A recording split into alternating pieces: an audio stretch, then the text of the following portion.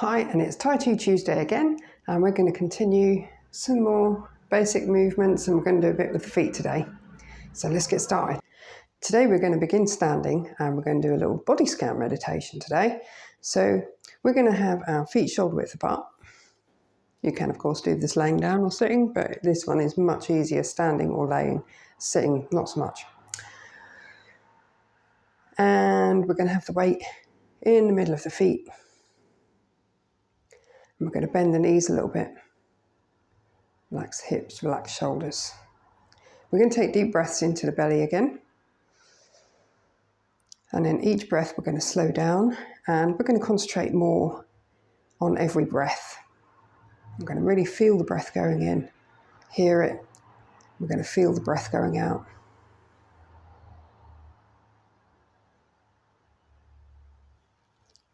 And then after a few breaths, we're going to think about the feet and we're going to feel the connection that we've got with the floor. Still concentrating on the breathing, but we're going to think about pressing the feet through the floor, but also relaxing things like the toes so they're not scrunched and curled. So they're going to be nice and flat and relaxed. And sometimes you may need to scrunch them and uncurl them again just to get that feeling of being relaxed. And then we're going to work up through the ankles and relaxing the ankles and the calves. Work up to the knees. I'm going to make sure that the knees don't feel like they're pulled up. So if you're really tense, your knees will be pulled up. If you relax, you'll be able to bend your knees and you'll be able to sink down into your feet a little bit. And I'm going to work up and we're going to release all of the muscles around the top of the legs. Remember, we're a 3D object, so it's not just at the front, it's at the back and inside. We're going to relax into the hips. And then the lower belly and the lower back. I'm going to feel that relax all the way around. I'm going to work up into the chest. I'm going to relax the chest, and that's going to make the shoulders come down a little bit. I'm going to relax into the back as well. And then all the way up to the shoulders. And we're going to go back down the arms. So we're relaxing the muscles, the joints, all the way down to the fingertips. It's quite important in Tai Chi to have really relaxed joints in the arms. And often people don't realise how tense they are on some of these movements. Doesn't matter how often I say, but they don't realise how tense they are until we do things like sword form, which really needs or requires loose wrist and elbow joints to make the sword move in the way that you need it to move. So working quite hard on the arms and the hands, the shoulders, front and back, and then the neck, moving up into the head and the face. And the face is where we hold quite a lot of tension, especially around this lower jaw area and the forehead up here. And this is a really good place to try and tense and relax, because it's actually quite difficult for most people to keep this area relaxed. And it doesn't matter how relaxed you are, you sort of end up tensing again, and it's quite an interesting thing to try and keep that area relaxed. And then there's the top of the head, relaxing and opening the top of the head and just allowing everything. Still nice deep breaths into the belly, concentrating on that breath and concentrating on keeping the body nice and relaxed. The joints are stacked above each other, so you're not leaning forward, you're not leaning back. As soon as you lean forward, you'll start feeling in your toes, because your toes will tense. So your toes shouldn't be tense, and that's how you know that you're nicely in the center, in your center of gravity. And we're going to start with some basic movements, and we're going to add on some of the bits that we did last week. So we're going to start with a breathing regulation. So breathing in, lifting the hands to the shoulders, roll back, breathing out, sinking down. Breathing in, and as you breathe in, the body raises as well. And then breathing out, the whole body sinks. In and out. And just really let this flow.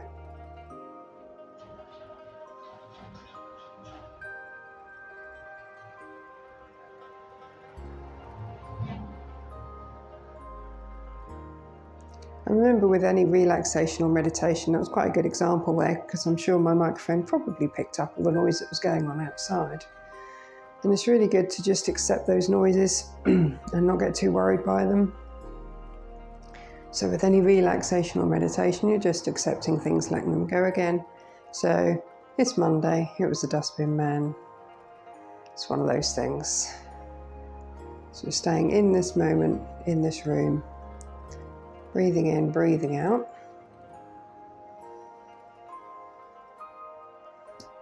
And then we're going to hold the moon. So breathing in, stretching out.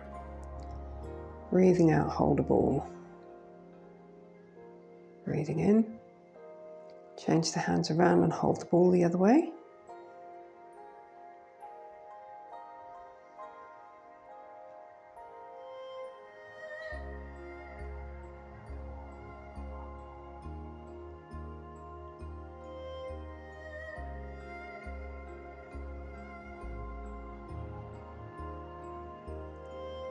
So you're breathing in for the preparation, breathing out to hold.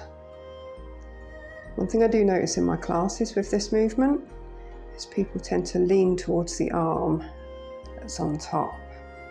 It's quite important, although this is only the second online class, that you remember the string from the ceiling, breathing in, breathing out, and you're sliding up and down this center. You're not moving to the side or breaking at the hips.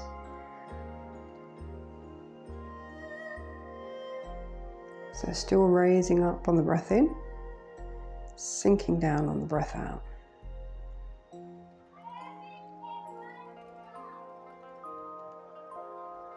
And then this time, we're going to bring a ball in. We're going to step to the corner and push that ball out. Breathing in. Opposite corner, breathing out. Breathing in. Breathing out.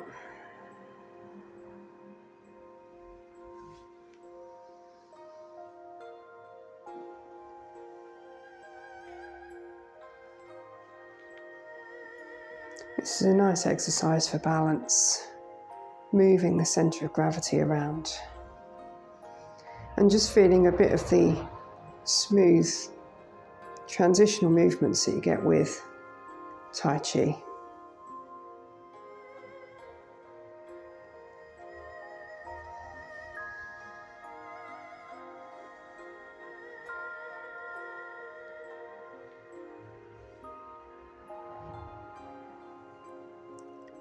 Obviously, if you're finding this movement difficult, either slow it right down or just try and do the hands for now and add the step movement in later.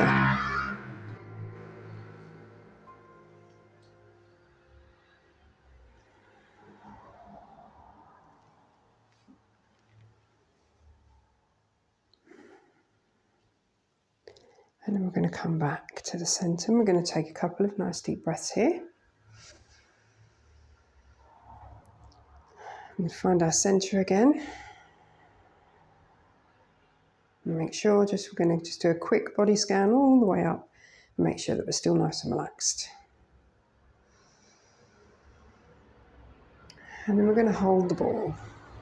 Left hand underneath, part the horse's mane, bottom up, top down, if you remember. Top hand finishes at the chest, at the shoulder level. And the bottom hand finishes just past the hip and the knee. Holding the ball. Bottom up, top down. Don't forget this is a very simplified version still.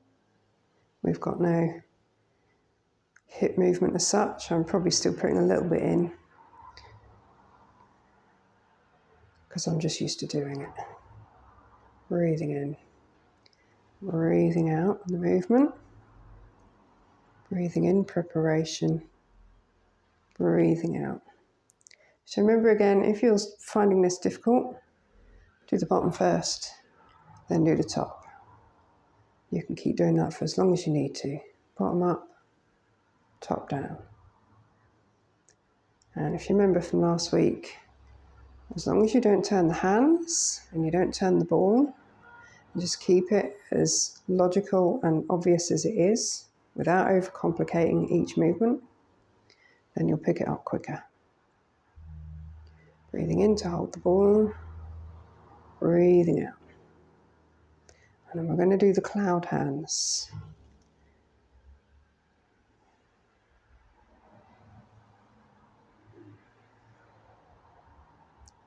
So normally, for cloud hands, you would be breathing in when the hands go to the right, and you'd be breathing out when the hands go to the left, because when they come to the left, that is the end of each cloud hand. So that would be a count of 1.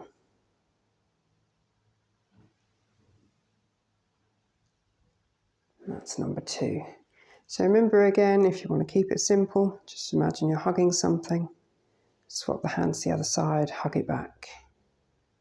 As long as you've got this ball distance in front of the body, that's fine.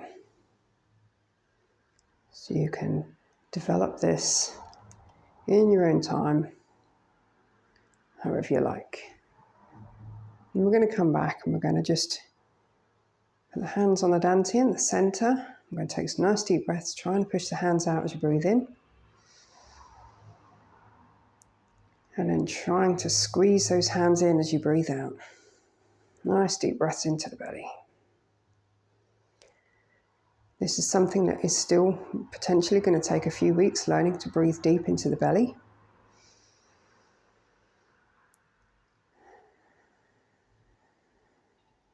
But the more we practice, the easier it will become.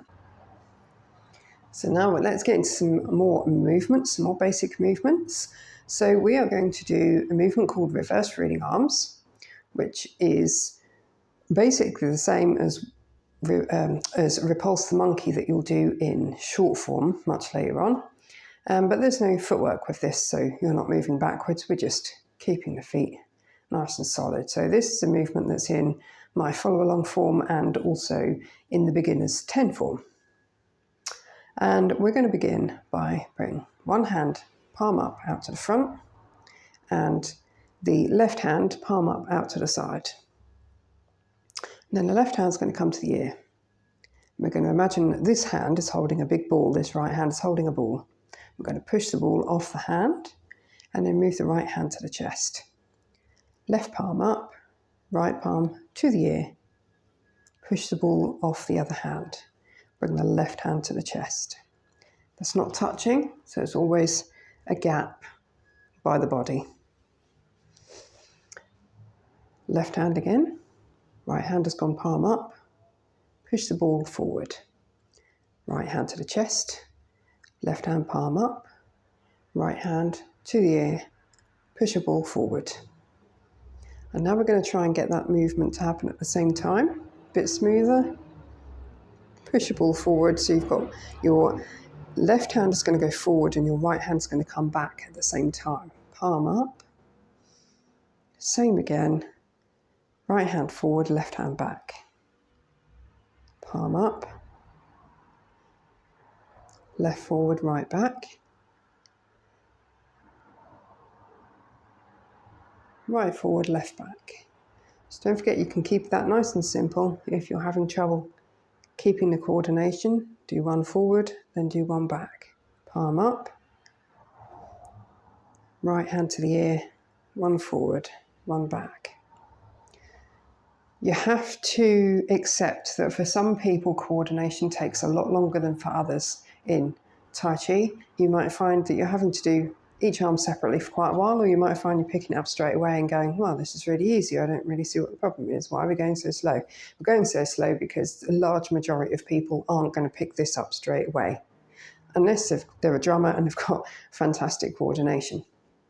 So that is reverse reading arms, and that is going to come after our cloud hands. So imagine this is the last one of our cloud hands. It's going to finish there. That is the end of our cloud hand. But we're still going to do the hand swap as though it was cloud hands, and we're going to move back to the center as though it was cloud hands. Then the hands will separate. The left palm will go up to the front and the right palm will go to the side. Also bear in mind, the hand is either just in front of the shoulder or in line. Don't come back like that. Have a lot of people have a tendency of ending up in a sort of swimming movement with this, which is you're just tensing up the back and the arm and the side and many other things. And you're probably going to break at the hips to be able to get that movement in. So no further than the shoulder, to the ear, ball forward, hand back, palm up. Same the other side. Ball forward, palm back. From here, we're going to do a movement called brush knee and push. So the right hand comes up to the ear, and then the left palm comes past the knee, right palm pushes forwards. Again, this is in front of the shoulder, in line and in front of this shoulder here. So it's not across the body, across the front like that, or anywhere else. It's in front of the shoulder. So again, we're here, the right arm comes in, brush knee and push. Then we keep that right hand where it is, left hand to the ear. Brush knee, push. Right hand, brush knee, push. Left, right hand brush knee, left hand push. Left hand brush knee, right hand push. Let's go back to the end of the cloud hands, which is going to be here. Swap the hands, we'll go into the reverse reading arms. Push ball forward to the chest, palm up. Left hand, push ball forward, right hand to the chest. Then the brush knee push, right hand ear, left hand brush knee, right hand push. Left hand to the ear, right hand brush knee, left hand push. Then we're going to rotate the ball anti-clockwise. Remembering that this nice big beach ball, this 3D object, can't hold it close to the body because it will ping out. Now we're going to do the first movement again, part the horse's mane, bottom up, top down. Hold the ball, bottom up, top down. But this time we're going to add a step. We're not going to turn to the side, we're stepping at a 45-degree angle in front. So we're literally just stepping out to the front like that. When we step out, we're going to put 70% of weight on the front leg, 30 on the back, roughly similar. If you've got any hip problems, you might want to take that back a little bit and have not so much on the front, or knee issues indeed. All the time, always making sure you can see your toe. Your knee is in line with your toe. So we're going to hold the ball. And again, you can break this down. So you can do your step first. Get that in place, and then you can do your bottom up, top down. Step back to Wu Chi, feet shoulder width apart, hold the ball.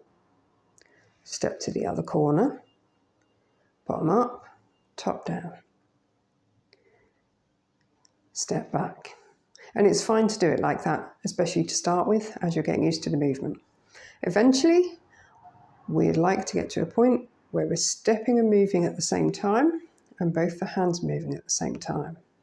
Holding the ball, stepping back, moving at the same time. And on this second one, we're going to step back to shoulder width apart, Wu Chi. We're going to hold a triangle. It's only in front of the forehead, probably looks higher on the camera. We're going to do the end etiquette, which is cross hands. Doesn't matter which hand crosses over which. And the hands come to the shoulder and they open up and they sink down. Now, here's the thing. So at the beginning of the form, you may remember that we sink down. What usually happens is halfway through the form, especially in cloud hands, people raise up, the knees tense, and we end up locked out and standing up really straight. So by the time we get to cross hands, it doesn't look like there's any movement, we're just moving the arms. What should happen on cross hands is that we should still be knees bent and in that sunk position. So that when the hands sink down, the body raises up.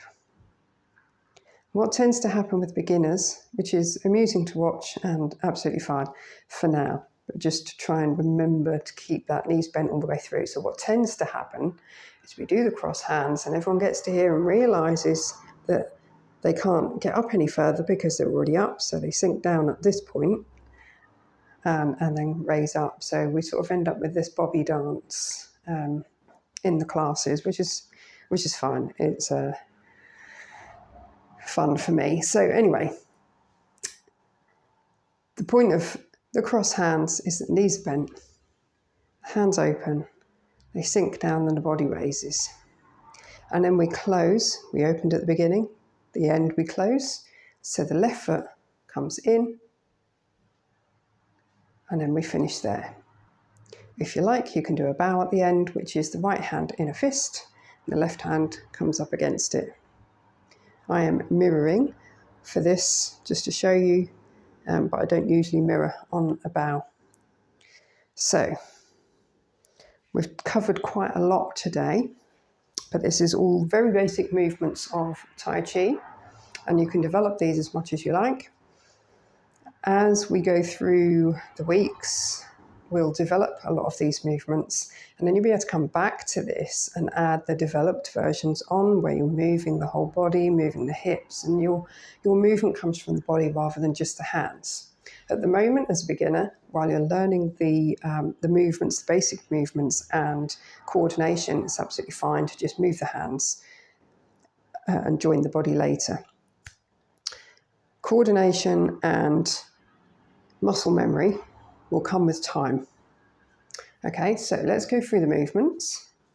So we begin with the opening. Left foot comes out. And we did the commencement to the shoulders sink down. Right, remember, knees need to stay in this position. However far you sink down to at the beginning, that's where you stay. And then we're going to bring the right hand round under the, to form a ball on top. And then part the horse's mane, bottom up, top down. Hold the ball, bottom up, top down. And then we had cloud hands. So the left hand comes across, moving from the body. So we're already starting to learn that moving from the waist with the cloud hands. Eventually, all the other movements will follow suit. You'll move from the waist. So that's number 2. Remember, every time the hands get to the left, that's one full cloud hand. Number 3, reverse reading arms. Left hand goes in front, right hand to the side. Push the ball forwards. Turn the palm up. Push the ball forwards. Brush knee and push. Right hand comes to the side, to the ear. Brush knee left, push with the right. Brush knee right, push with the left. Turn the ball. Step to the corner. Part the horse's mane. Step back to a chi. Step to the other corner. Part the horse's mane. Hold that triangle. Step back. Cross hands, remembering that the knees are still bent here. So if they're not, you've just remembered and bobbed down. And then hands sink down, body raises up. Left hand closes. And you may bow if you wish. So you've now learned the entire follow-along form that I made. So there are more follow-along forms, and we will do those. We'll start the next one next week. And eventually what we're going to be able to do is join the two together. So I make these so that they can join together or be used separately. So one more time, let's go through this form. This time I'm not going to give any instruction. Sometimes it's nice to just have a bit of music and be able to drift off in your own little world and just enjoy the flow a little bit. Sometimes when you do a form and it's nice and peaceful, it can help with the flow and the concentration, and it can really start to help you feel how Tai Chi should feel. So let's do